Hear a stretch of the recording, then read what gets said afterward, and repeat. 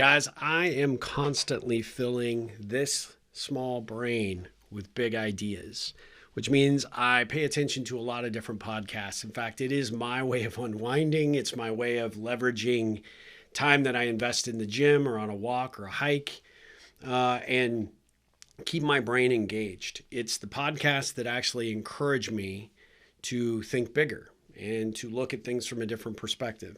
One of the podcasts that I love is by a guy by the name of Joe Byerly. It's called From the Green Notebook, and he features military leaders, and I have learned so much from this podcast. But that podcast led me to today's guest, which is a gentleman by the name of John A. Dailey. He is ex-military. He is a Marine badass. Everybody that you run into, is going to either be the good example or the good example of a bad example. Finding someone who kind of has what you want, or is the position that you want, or the temperament that you want, or the respect that you want. Finding somebody and just saying, hey, let me kind of model myself after this person. And the second half of that is, and we don't do it in the military as well as we should, but I do believe, and I encourage young Marines to go up to that person and say, hey, I like the way that you operate. Would it be okay if I come to you from time to time and just ask you questions, be a mentor? And that sounds weird. Nobody wants to do it. But, the first time, that happened to me, a young Marine came up, I was like, man, I'm like, of course. Yeah, that's really awesome. John A. Dailey lives in Hubert, North Carolina. John A. Dailey joined the Marines at 17, leading to a career of over 20 years spent working in special operations with tours in Afghanistan and Iraq. He received his MFA in creative writing from the University of North Carolina, Wilmington. He wrote a book called Tough, Rugged Bastards, and I can just tell you, after I listened to that interview that he did on the from the Green Notebook, I was hooked, and I reached out to him on Instagram. I'm like, sir, could I please interview you? Could I have you on my podcast? Because I believe that he's phenomenal. He's got a great voice. He has a great message. He has an entire brand that he's built off of this concept. He's a prolific writer. He's got 2 different Substacks. We'll put those links in so you can see it. But this gentleman is a really, really powerful soul. I love what this is when he describes the book as a memoir of an ordinary guy who seized an extraordinary opportunity to become one of the most elite war fighters in America during the most volatile times in the global war on terror. It just gives me goosebumps to know that I am so lucky to have a conversation with a true American hero. And with no further ado, let's dive into this conversation with John A. Dailey.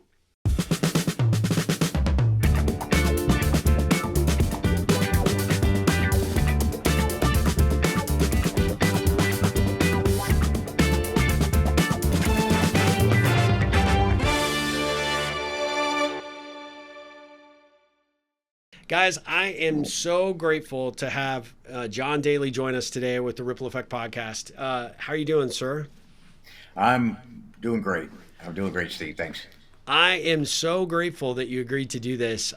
Just a little bit of background. I listened to your episode with Joe Byerly on From the Green Notebook, and I listened to that 3 or 4 times. I've got to be honest with you. I not only, and obviously that's just audio. So I only knew your voice, and I'm like, this guy has a voice for a podcast. I mean, you've got a really, really compelling and a comforting voice, which I suspect in what you do and how you've gone about your leadership makes that a critical asset. But I loved what you shared in that interview and made me fascinated about your work and the book and all that you were doing. And I was blown away that you responded so quickly to my message to you and your real kindness in helping navigate our schedule so that we could get this interview scheduled. But, thank you so much for doing this, and thanks for being here. Oh, again, I'm happy to be here. I'm excited to learn about, everything that you can share, right? I have a whole list of questions, but honestly, I really like to approach this from just a genuine conversation, right? And at the end of the day, one of the things that I was really fascinated by was the fact that you joined the Marines at age 17. What was that at age 17 that inspired you to want to serve the country the way you did? Well, I had decided long before when I was a kid, and I tell that story kind of in the book, but it was and it was something that had kind of stuck with me. And during the like all the intervening years, I had other things that I wanted to be. A truck driver was a big one. I had an uncle that drove long haul trucks, and that just seemed Yeah. fascinating. A baseball player, all those things. But I kept coming back to the idea of being a Marine. And I was fortunate or I got unfortunate when I was getting ready to go into high school. My parents divorced, and it kind of took me by surprise. But Yeah. I stayed with my mother and my younger siblings, and we moved. And happened to, for a brief time while we were trying to find some place to live, had an apartment that was very, very close to a strip mall that had the Marine Corps recruiter's office in it. And he was great. I mean, I was going into ninth grade, so I Hmm. was years from being able to join, but he kind of took me under his wing and let me hang out, and uh, so it was that definitely solidified it. He went on to he was gone to another assignment before I was actually able to enlist, but he definitely made an impact, kind of at a critical time in my life, but Sure. and solidified this idea that this is what I wanted to do. Did you? I've got to ask because I'm all about connections. Have you stayed in contact with him over the years? Were you able to ever track him down? Did he see everything that you accomplished throughout your career? It's funny that you asked that because I had never thought about it until about several months ago, and I got on like LinkedIn and Yep. social media and tried to find him and was unable to. So, as a staff sergeant, he was a staff sergeant at the time. Shirley was his last name, which was a. Uh, so yeah, if he's listening, then yeah, shoot me, drop me a line. I would definitely like to thank you. Well, we've got a wide, diverse audience, so we have a lot of sleuthing folks. Maybe we can find them for you because talk about what an impact, obviously, he made on your life at a very pivotal time, and look what it accomplished. Give our audience just a sense of what you've done through your military career. Obviously, 9/11 was a very impactful component to sort of your story and kind of how that book came about, but I sense that there was, kind of a higher calling and purpose in what you were doing to, to show your patriotism and to defend this country and the freedoms that we are lucky to have. But I'm curious as to just the sort of the backstory and obviously, how you progressed through the Marines and become, leading one of the special units that, was so significant in the war against terror. Just give our audience a sense of your career path and sort of any highlights that you might be willing to share. Absolutely. So I joined in 1987, graduated from high school, and within a couple of weeks, I was at boot camp. And from a very small town in West Virginia, so it was to say it was a culture shock was, putting it mildly. Yeah. Um, so just people, young men from other parts of the country and it's primarily east of the Mississippi are Yep. the Marines that go to Paris Island. So guys from Philly, New York that are just big city guys that I had never experienced. Of course, the drill instructors, screaming at you, throwing things at you, grabbing you back then was unique, but and kind of like we were talking about before, my intent was to get as far away from home as possible. Yep. So when I finished with boot camp and then infantry school, I signed up or I had requested to go to Okinawa initially, but they sent me to California. So Big got difference. a big Yeah. difference, but it Yeah. was still pretty far away, farther Yeah. by many factors than I had ever been from home before. So, and I would wind up spending the bulk of my time in California, but through a fluke or a mistake, a clerical error, I wound up getting stuck at barely 18 years old into a sniper platoon as my Mm. first duty station in the real Marine Corps after infantry school, and that was again an experience. It was a position that was usually took some time and proving yourself before you were afforded the opportunity to try out. And I Yeah. was kind of thrown in as a kid who was just barely 18. Um, Everybody hated me because of that, and so it really it really became, an opportunity to prove myself, or fail. And I was never a great student, never really, a great athlete, but I was kind of the guy who was always gonna, keep getting up every time he got knocked Yeah. down. And that was, that paid off, that paid dividends. So, I eventually, I was kind of able to win over the Marines I was working with. And, they kind of then took me under their wing and, taught me all of the, a lot of the things I needed to know, and was able to become trained as a sniper. And that was kind of a pivotal, really pivotal time for me, because I had read, there was a book about a sniper in Vietnam, a Uh-huh. Marine sniper who was, had what they believed to be the highest number of successful missions. And, uh, so I had read that just before joining the Marine Corps. So that was, what was in my head and what I wanted to do. So being able to accomplish that within the span of a couple of years, I was, definitely set the kind of the stage, I guess, for me saying, well, man, if I could do this, then I can, what's next? What's the next big thing I want to try to do? So were there lessons in those early days? Obviously, like you said, you had to sort of find your way into and gain the trust and sort of the camaraderie of your fellow Marines. But obviously, you did that exceptionally well. What was it about that time and that experience? Were there lessons that you took from that has informed, you know, some approach that you've taken from a leadership perspective later on in your career? Yeah, absolutely. Great question. I think, I learned very quickly. I was, like I said, not a great athlete, not a great student. I was kind of the smallest kid in most, like in my grade. So, in order to survive that, you kind of have to be a bit of a wise guy. Um, You and I have I, that in common, I guess. yeah, On all levels, it sounds like. Yeah. I kind of quickly learned that, hey, keep your mouth shut. You got two ears and one mouth for a reason. Just pay attention. And I think one of the and I don't even know that I realized it. A lot of things I didn't realize at the time, but the very first night when they put me in this first unit, one of the Marines who had been in for about 4 years, had, kind of came over and was, telling me, just unloading like these guys are no good. This, blah blah blah. Here's why I never got to go to sniper school. I got screwed, and just all Uh, of these, like, hey man, trying to, feed me beers. And I'm like, man, this is strange. I thought that the corporals in this guy was a corporal. I was a private. uh-huh. I thought the corporals were supposed to be like, mean to you. And Yeah. then, a little bit later, or the next night, another Marine comes in, and he was a corporal, and he was just come back from completing sniper school.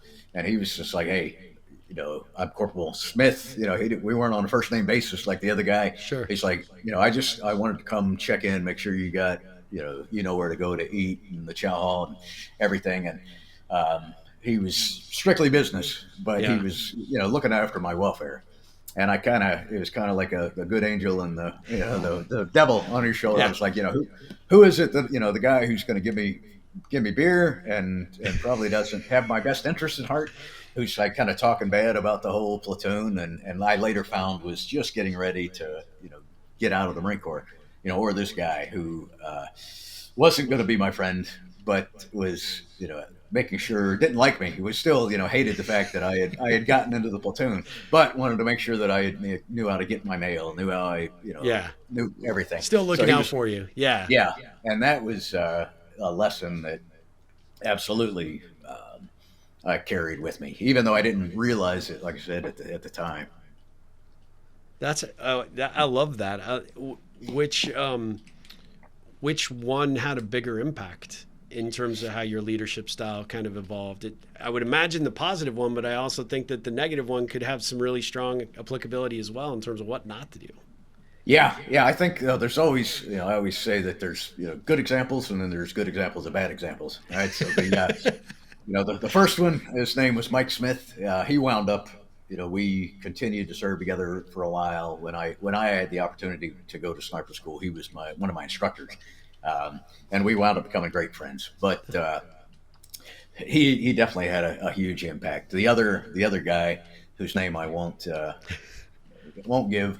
Um, yeah, just was within a matter of days had exited the Marine Corps to go on and do whatever it was that he was going to do. So he had little impact, but definitely, uh, it did. I mean, I guess it did leave an impact, right? Yeah. I just remembered that, later years that hey, it's not about, as a leader, you don't need to have friends among the people that work for you, or you don't have Yeah. to be, but you still have to look out for them. And Yeah. if you are trying to be their friend instead of looking out for them, then that's, kind of going down the wrong road. Well, yeah, I'd love to explore that just for a second, because obviously you've got this book. There's a lot about leadership. There's a lot about, grit and determination, but there's also about, sort of becoming who you are, who you're really destined to be. And I think when you look at that through the lens of a leader, whether it's a military leader or business leader, I'm curious as to how you would help people that are like, I'm trying to find my way as a leader, or I work for a really bad leader. Where do I seek out leadership if I don't have it on the daily? And you got lucky, one night after the other. You got a real contrast in examples, but you speak a lot about leadership, and so I'm really curious about what you think of great leadership and what that takes, and then what you also think about bad leadership and how to overcome it. I mean, there are a million different ways to lead. Some are obviously better than others. Some work better in some situations than others do. But there are, I think, the two key components, and there's a saying in the Marine Corps that, or a question, I guess, that's always posed, or really the two purposes of Marine Corps leadership. One is mission accomplishment, and the second is troop welfare, taking care of your people. Yeah. And the question is always, which is more important? And I think as a young leader, it's got to be mission accomplishment. Like we've got, I mean, Mm-hmm. that's the whole reason that we exist. And if you Yep. own a company, I mean, you exist to make money. And if you can't make money, then you won't have a company, and you're not doing much for the people that Yeah. used to work for You're you not when you taking did care of have, the troops. Yeah, right? exactly. So that's certainly one way of looking at it, and then the other, which I think as you mature, I guess, or as you get a little older, you realize that if once you're in a position to truly take care of the people, and taking care of them doesn't mean giving them beer and being their friend. Taking care of them Yeah. means giving them the opportunity to grow, giving them uh, the trust to take chances. Hopefully, maybe not always be successful, but giving them what we call in the military commander's intent. Like, hey, here's what I want you to accomplish. You kind of figure it out, and Yeah. if you can do that, then that's really taking care of the employee, of the Marine, of your subordinate, whomever it may be. So I think you can. I mean, those things have to be balanced. Obviously, there are times when, like, yeah, I know it's your well, in the Marine Corps, I know it's your kid's birthday. Don't care. You're going overseas because that's the mission. Yeah. That's probably less applicable, hopefully, in the civilian world. But I mean, we have to have both of those things. If we're not good at the job that we're assigned, then we're not demonstrating anything to the people below us, right? Yeah. So we need to be, both of those things, and recognize that at different times, each of those will take priority. I got to believe, just based on your experience and obviously the book, which we'll talk about here in just a minute, you've been afforded a lot of opportunities to share a lot of your thoughts and experiences with a lot of different audiences, many of which are businesses and business leaders. I'm curious, when you do get the opportunity to talk specifically around leadership and adaptability and many of the things that you've learned through the military that do have direct applicability to the civilian world and the civilian marketplace in terms of companies and their growth. when you have somebody that knows that they're maybe not a great leader, or they're not being served by a good leader, what do you recommend for those people? They're like, I really want to fix this. I really want to do better, either myself, or I want to be able to recognize that this is not the only lens I should be looking through. Like, your colleague that night that wanted to feed you beers and just complain. What would you suggest somebody that might be going through that? What they can do to save their own situation, if you will. Yeah, I think one of the places, and I think the military does this a little bit better than in the civilian world, but not horribly, Yeah. is, I think we do a terrible job of the first time we move, someone is good at their job. And then so we're like, okay, so you're good at whatever the job is. Now we're going to put you in charge of other people that do the job. And that's, Promoted to your level of incompetence, right? Yeah. yes. But that first promotion is critical, I think. And that's where, companies would do, and I do get the opportunity to come in and sometimes talk with those people. It's often, it's a good company, I think, or a good business that will, they're used to spending their training dollars on the executives, but Yep. really I feel that first level, going from being a doer to a leader of doers, is kind of a critical time.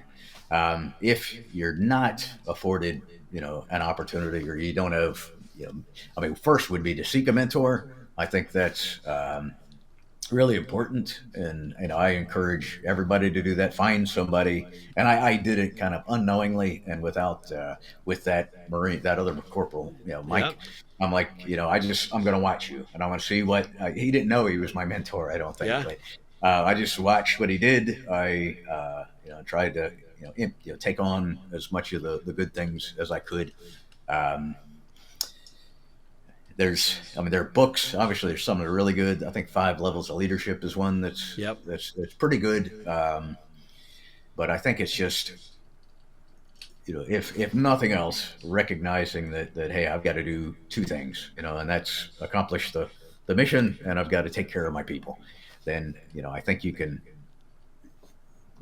learn enough along the way. Hopefully, I mean, in most cases, that first level, you have the ability to fail, without failing, horribly, or without, uh, in the military, that would be like a fire team leader or a squad leader. Yeah. And there you're given some authority, you're given a little bit of rein to run, but not enough to really do any harm.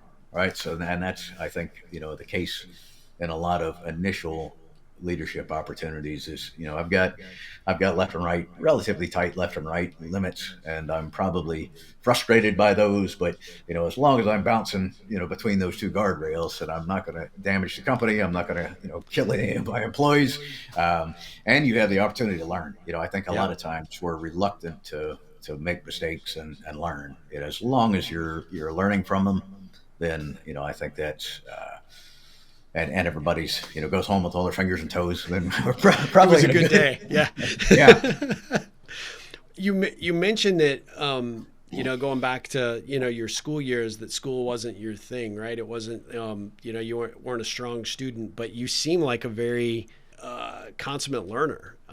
Where did that come from? Was that just I find with the really great leaders, and I don't know if I could say this with 100% certainty, but many of the entrepreneurs that I've interviewed, entrepreneurs that I've studied, people that have done great things, thinking all the way back to Steve Jobs, he hated school. I hated school. I could recognize and understand that. I was good enough to do just enough to, stay out of trouble, but, it wasn't my thing. But the really good, really, I would say intuitively creative and the innately curious people often aren't the best in those kinds of structured environments. Do you find that was the case for you? And then when you got into this arena, right, it was a completely new, set of circumstances, but there's so much to learn, not just about what the Marines wanted you to do, but really how to live and be a man in that environment, which is, it's kind of feast or famine. So how did that, how do you think that impacted you as an individual in terms of your growth and immaturity?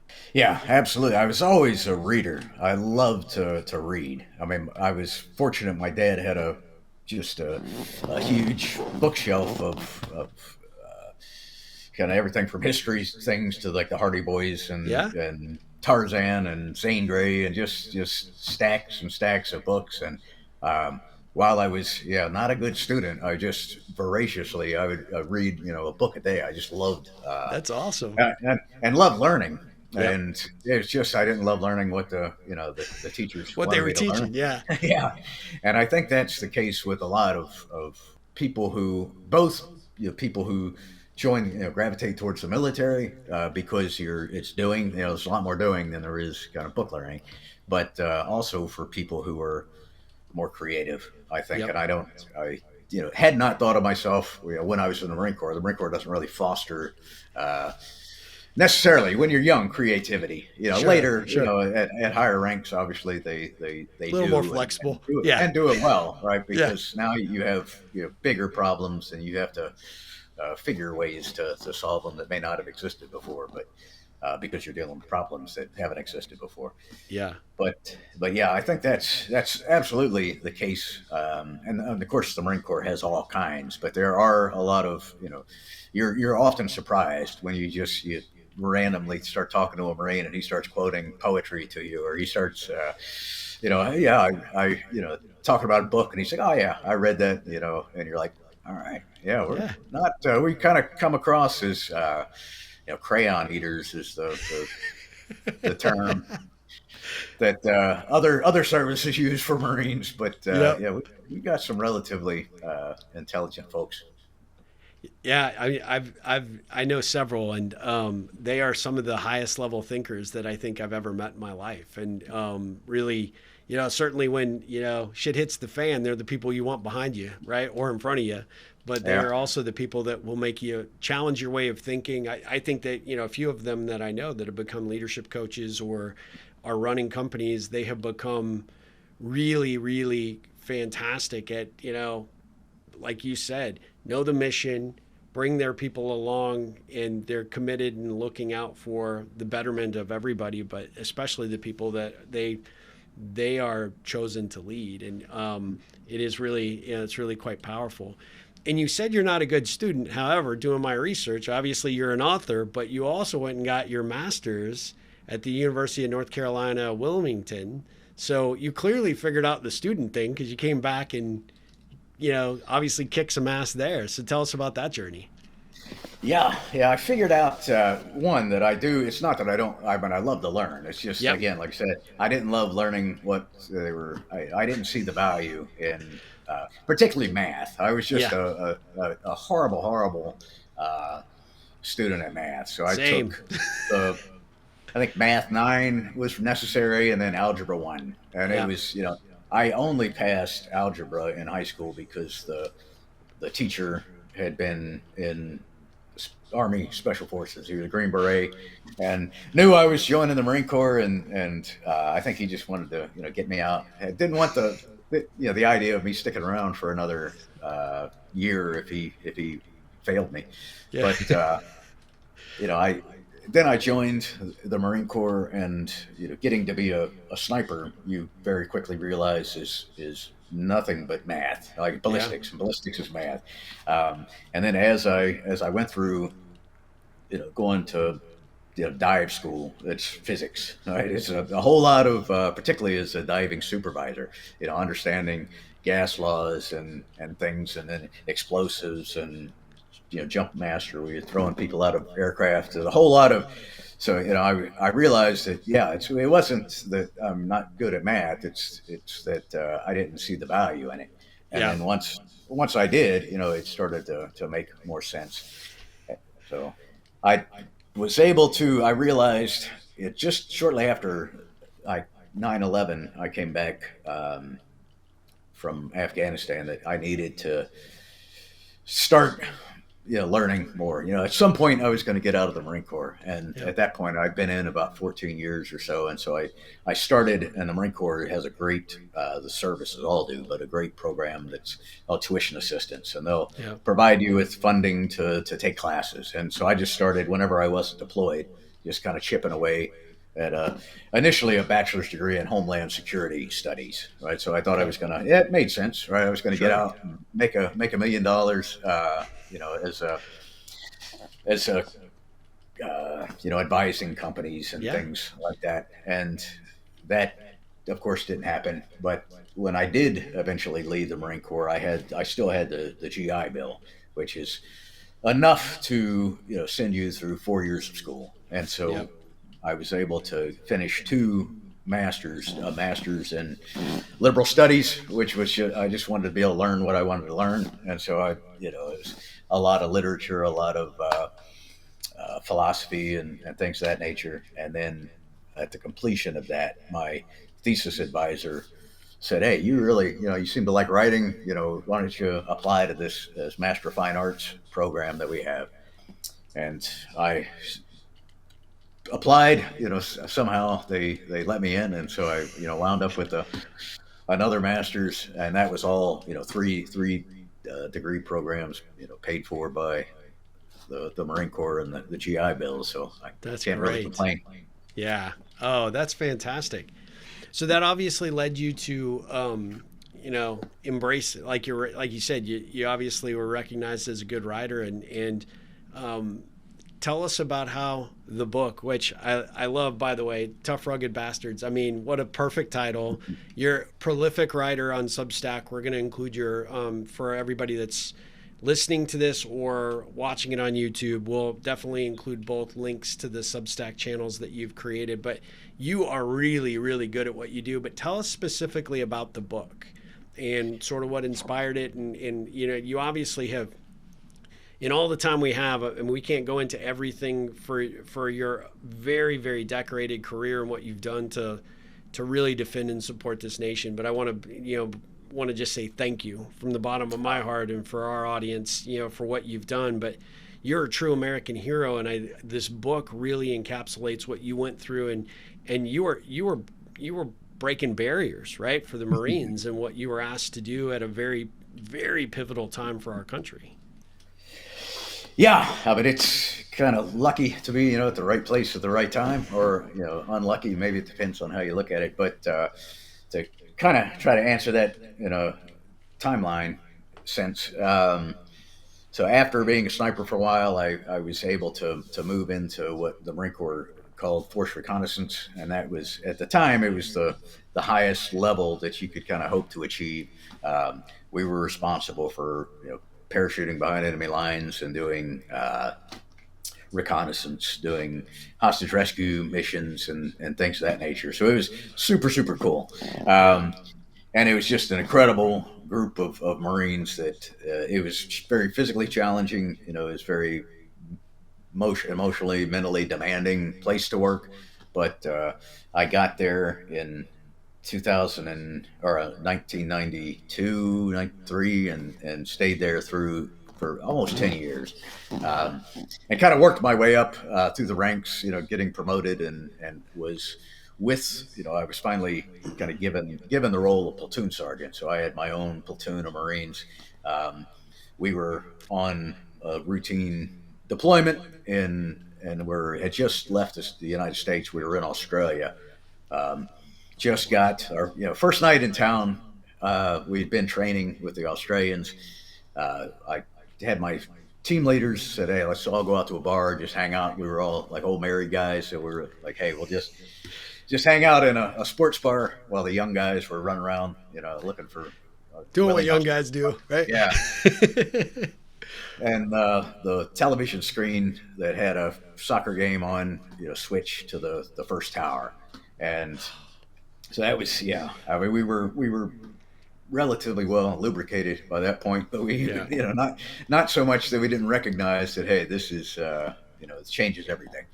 Yeah. So we were kind of rushed back onto the ship, set sail that night, and by you know October we were in Pakistan establishing some of the first locations for refueling aircraft and airfields that would enable troops to fly in to Afghanistan. And by Thanksgiving, I think we were in Afghanistan and it stayed through.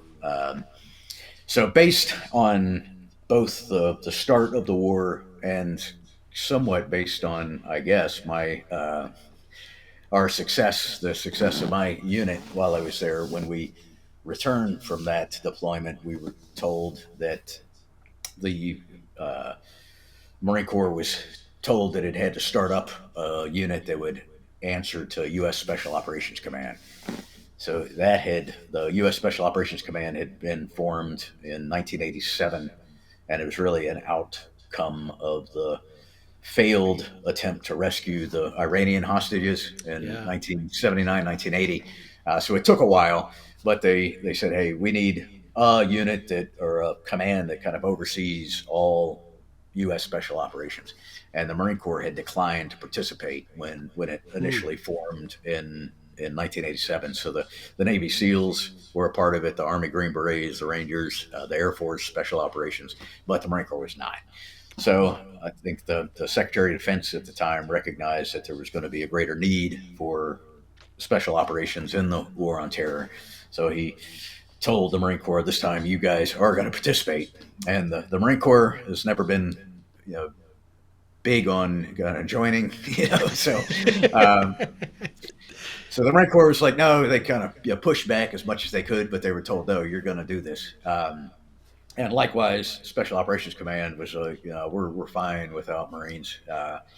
So they're good at breaking stuff, but maybe we don't know if they can do the things that will be necessary. So ultimately, the decision was reached that the Marine Corps would form a small unit of about 100 total personnel that would train, deploy as underneath the Special Operations Command umbrella, essentially as a SEAL platoon. So we deployed with a SEAL headquarters, underneath the SEAL headquarters, and I was fortunate to be asked to be one of the team leaders for that organization.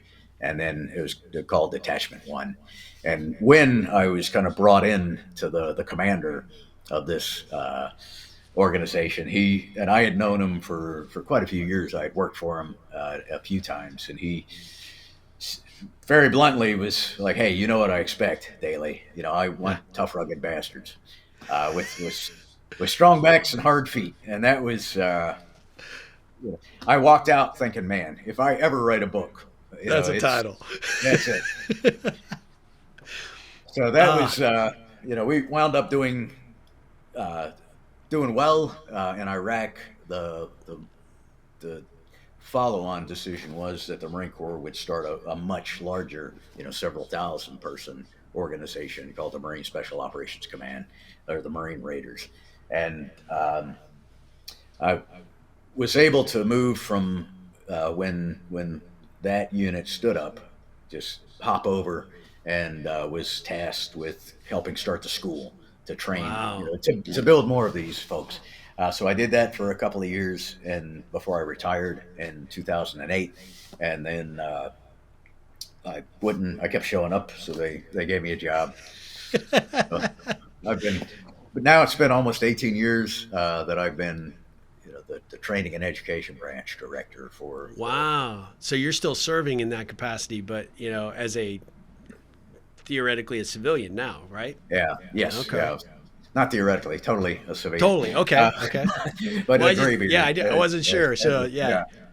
So was that Rumsfeld during that time, obviously, that made that decision that you guys were going to have it and, figure it out? Yeah. Yes, it was.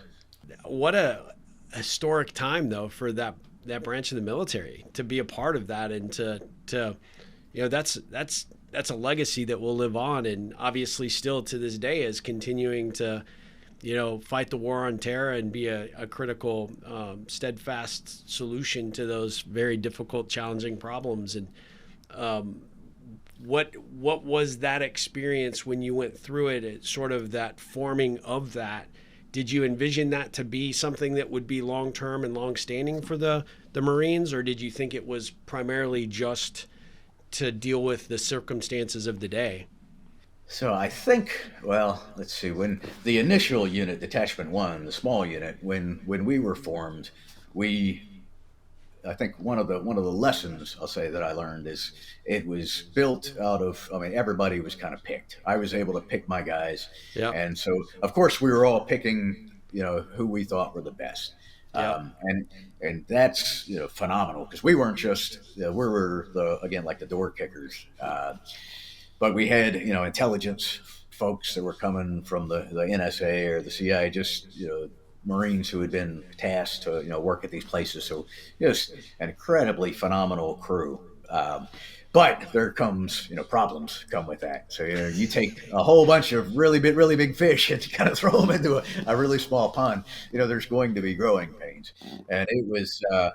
It was absolutely the case, and initially the four teams of which I led one was we were all going to vying for missions. We all wanted to show what we could do, that we were better than this guy or that guy. So it was there was a lot of you know hard conversations, a lot of hard times, but it ultimately it just made we each made each other that much better, I think, during it.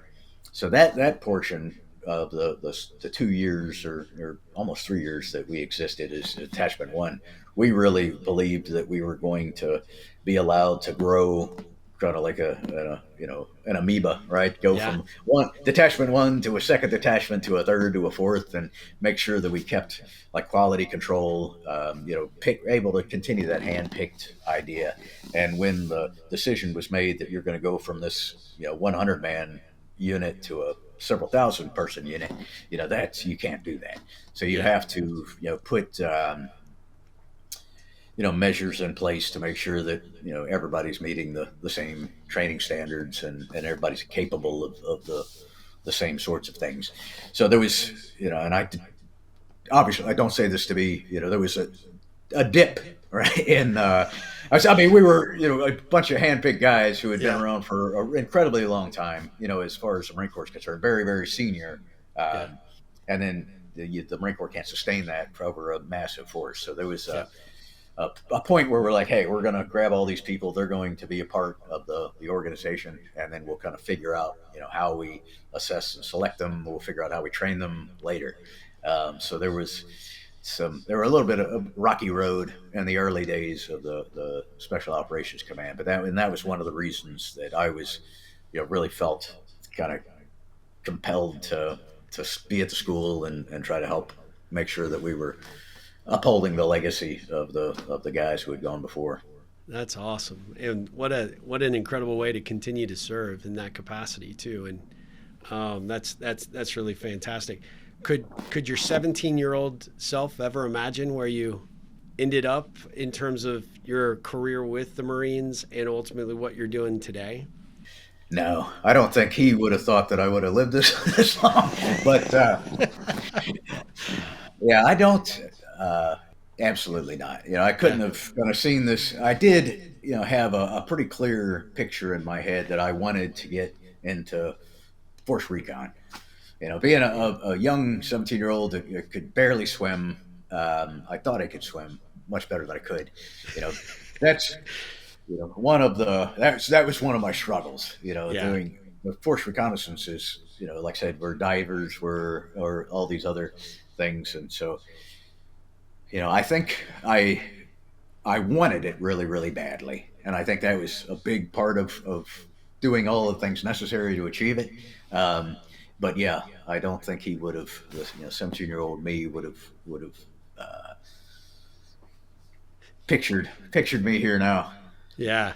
And look at you now. I mean, just that, what an amazing testament to, all your grit and determination and your willingness to step into circumstances unknown and often, quite tumultuous, and still, show up and do the best possible job. And like you said, take care of your people along the way, which I think is just a testament to your leadership. And tell us just, a little bit about the book and what you would like your reader to actually get from it.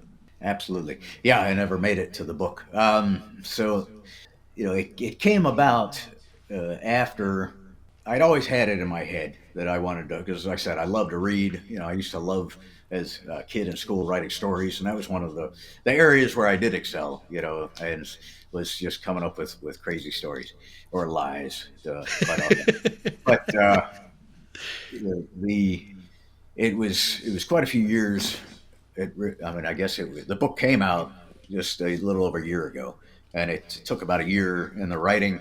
So it was approaching 20 years after the the time that these things Yeah. happened that I was writing about it, which I think is necessary to really write something that's really a memoir. Yeah. Because memoir in French, it means memory, right? It's if something's happening and you're writing about it, the next week, you really don't have time for reflection. So I think that's one of the strengths of it, is that I spent a lot of time, in the 20 years that preceded it, just kind of thinking about the lessons that I learned.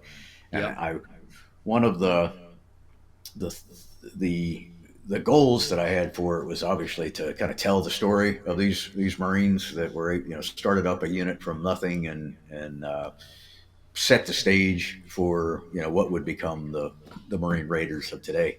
That was definitely part of it. There was a big part of me wanted to share some of the leadership lessons and just being a Marine lessons with Marines that coming up.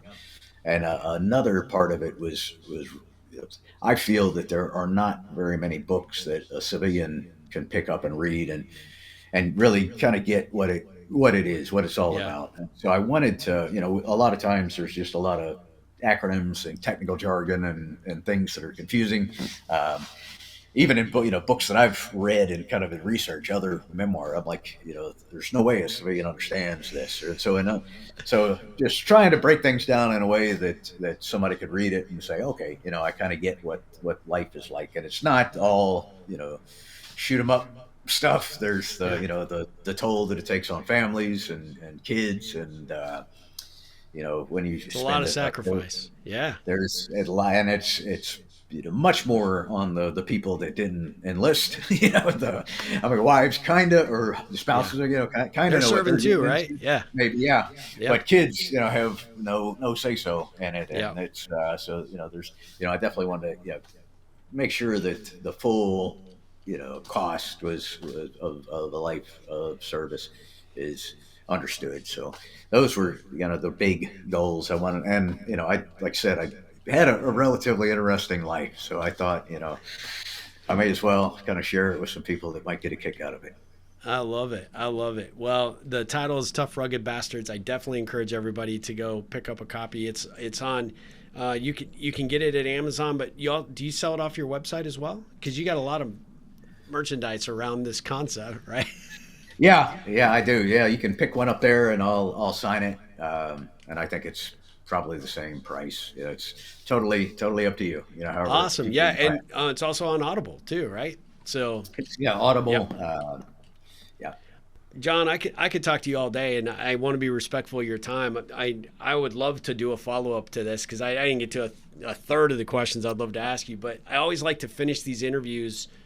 You're just such an engaging and really heartfelt individual, and I really appreciate just showing up and having this conversation with me. But I like to ask these ripple connection questions just to give people just a little bit further insight, if you don't mind, and we'll wrap it Absolutely. up and be respectful of your time. But I sort of asked you about your 17-year-old self, but what did the 7-year-old version of John want to be when he grew up? I think I was 7 when I first decided that I wanted to join the Marine Corps, and that Okay. was this. I won't go into the long story, but it was seeing a Marine Yep. um, in 1976.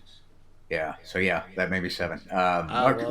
Not quite 7, because it was the 4th of July, the bicentennial. It Yeah. was a Okay. big thing, and I remember seeing a Marine and asking my dad, like, what's that guy? Yeah. And after that, I was just wanting to read books about the Marines and learn more. So he would be pretty stoked that Yeah. I got to do those things. Talk about that's destiny for sure. Who do you consider your hero, either someone that you served with, someone that you were led by, or maybe it sounds like you're a consummate reader of military history and all sorts of things, but obviously military history and prior styles in terms of leadership relative to military leadership. Is there one person that maybe stands out to you as someone that really had a strong influence, like coming up? You're like, I want to be more like that guy or that gal, and sort of serve in that same kind of perspective. Man, yeah, there's I could go through a massive I'm list, but sure your list is long, right? I will.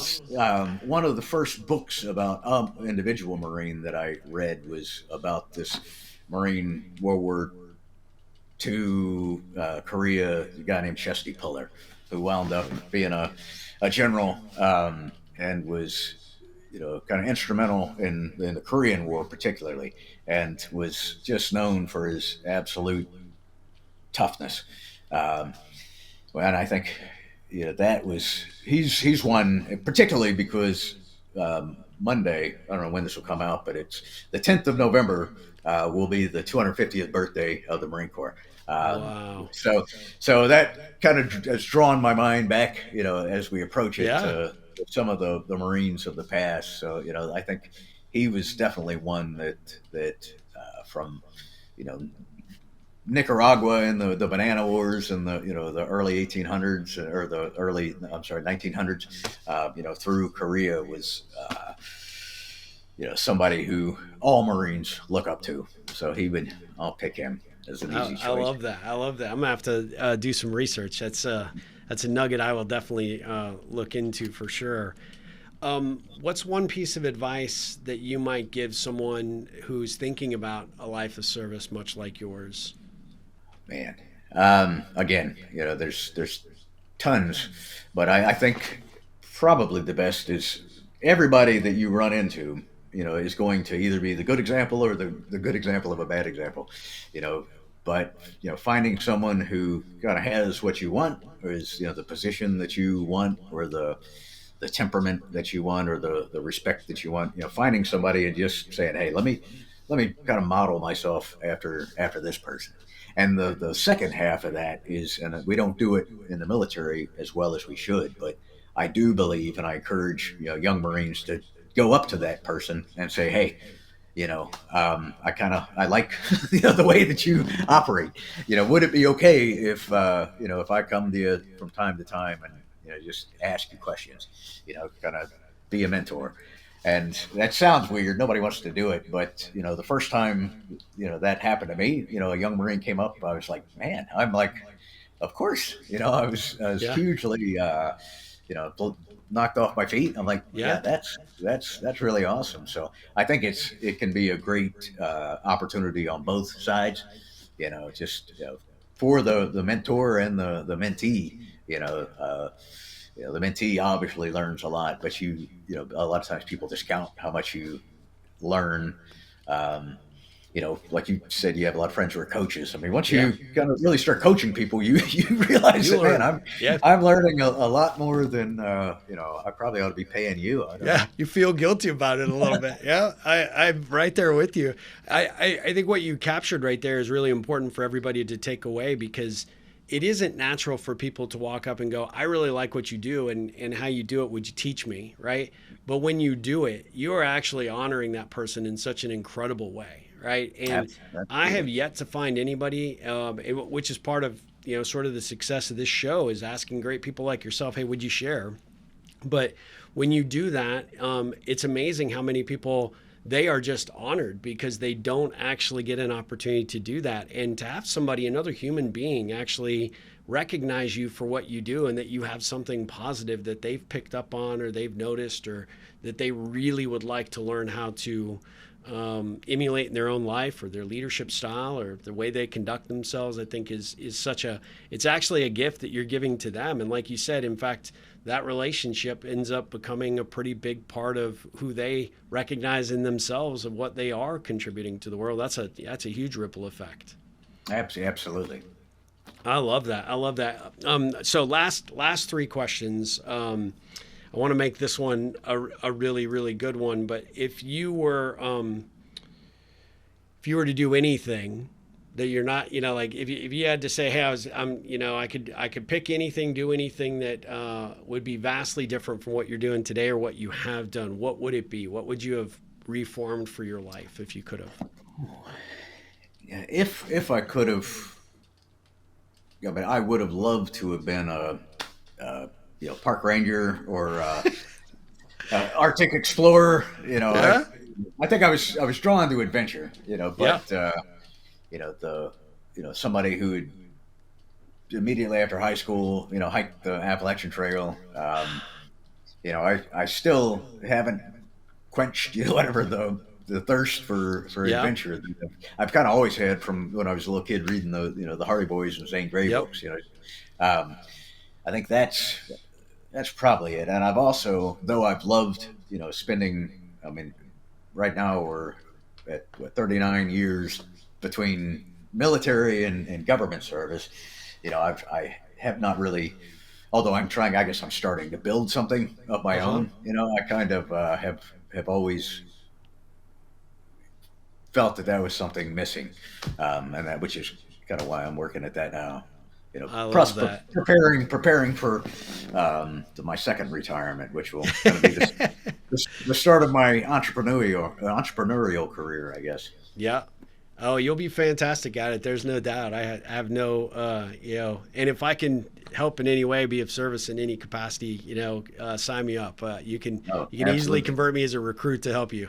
Because I really, I think you are an amazing individual, and I think the world needs to learn from you. I think they need to know about not only your book, but just your style and your approach, and just what a big role you played in what has transpired on the war and terrorism. I think it's just really, really incredible. So I promised you the last three questions. So the last two would be, when you hear the ripple effect, what does that bring up to you? What does that conjure up for you when you hear that term?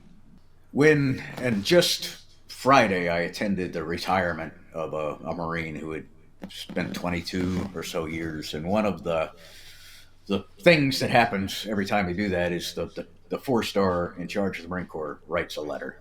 And that Mm. he doesn't really write it, but it's a form essentially. But a part of it says that you're all of the people, just to let the person, the Marine retiring, understand that everything, everybody that you've led, are all going to continue long after you have left. And I forget, I could almost quote the kind of the line, but it's, there's something about the Marine Corps will feel the effects of your service long after you've left our active ranks. And to me, that's a perfect example of the ripple effect that's continued some almost 250 years now here in a couple That's of days. that's incredible. And one of the best answers I've got, quite honestly. Cool. That's Awesome. fantastic. What ripple could I create for you? Well, I mean, I think hopefully this does it. It just gets the kind of the word out to some people that otherwise I wouldn't have had the opportunity to interact with. Um, and, if, your other podcasts that you think Yep. I would be good on, I would absolutely appreciate kind of throwing a rock at them. Absolutely. Yeah, we can create those ripples. No problem. John Dailey, thank you so much, not only for your service to the country, but just you being you. And I'm so grateful that we've connected. I hope that we can continue the conversation and become friends, because, I definitely need what you have in my life in a big way. And I am just so honored, truly honored to have had you on the show. And guys, the book is Tough Rugged Bastards. You got to go pick it up. If you go to his website, and we're going to have that link in the show notes for you. He said he'd sign it for you. I think that would be pretty damn cool. And you're a living legend. And so I'm just so grateful for the time. And I hope you guys enjoyed this episode. But John, thank you so much for the time, and ripple on. Right on, Steve. Thanks for having me. I really enjoyed it, and I could have gone on talking for a while. So Well, happy to come thanks. back. I appreciate that.